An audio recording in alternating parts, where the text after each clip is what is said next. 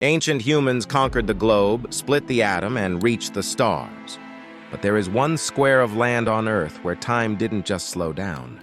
It stopped. No electricity, no wheels, no written history. Just a forest that kills anyone who tries to enter. For 60,000 years, the Sentinelese have protected a secret so dark, they're willing to kill for it. Today, we go where the world is forbidden to look. Hidden deep within the Bay of Bengal lies the Andaman Archipelago, a chain of islands shrouded in dark myths and ancient maritime legends. But while most of these islands eventually fell to the march of empires, North Sentinel Island remained a fortress, an impenetrable wall of coral and hostility. To understand their darkness, we must go back to the very dawn of humanity.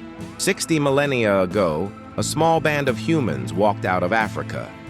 They followed the coastline, surviving ice ages, predators, and starvation. Eventually, they settled on a landmass that is now the Andaman Islands. Back then, sea levels were vastly lower. They could walk between the islands. But the earth warmed, the oceans rose, the ice melted. North Sentinel was cut off from the rest of the planet. For tens of thousands of years, they watched the horizon, but no one came. Empires rose and fell, Rome burned, the Dark Ages consumed Europe. Through all of it, the Sentinelese remained locked in the Stone Age.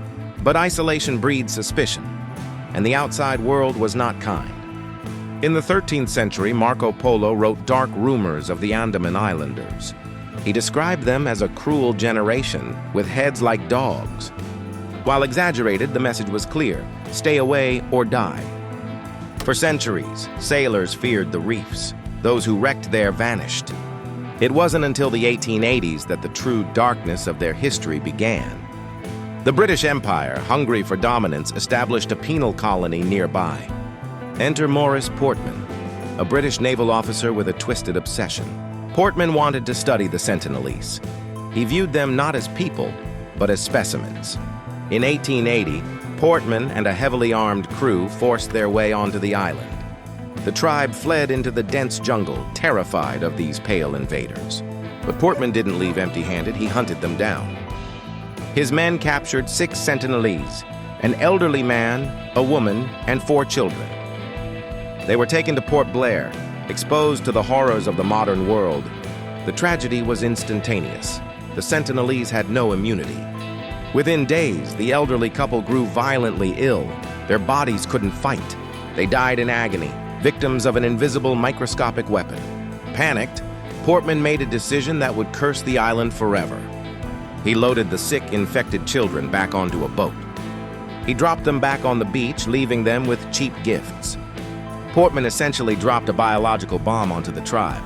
History doesn't record how many died in the outbreak that followed, but the lesson was etched into their collective memory with blood. Outsiders bring death. Outsiders bring disease. Outsiders must be killed. For the next century, the Sentinelese enforced a lethal border policy. Any boat that drifted too close was met with a hail of arrows. But the island was not entirely frozen in the Stone Age.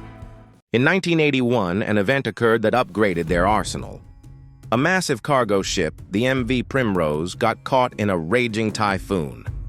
It crashed violently onto the coral reef of North Sentinel Island. The crew, stranded, noticed small, dark figures emerging from the jungle. They weren't carrying rescue ropes. They were carrying spears. A fierce storm prevented the Sentinelese from boarding, saving the crew. The crew was airlifted out, but the ship remained.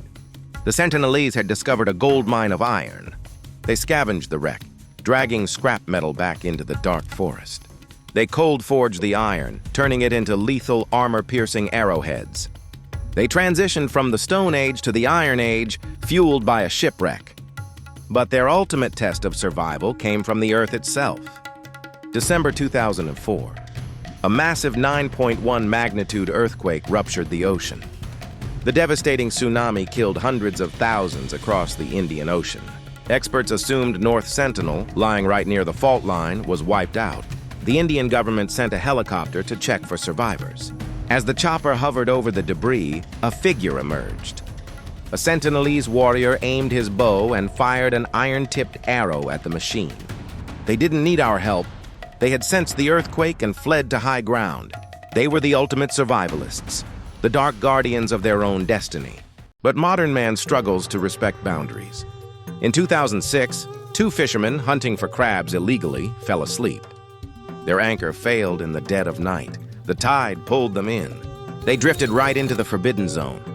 The next morning, other fishermen saw their empty boat. Days later, a Coast Guard helicopter spotted 2 shallow graves. The Sentinelese didn't hide them. They mounted them as a warning. The message was bloody but clear.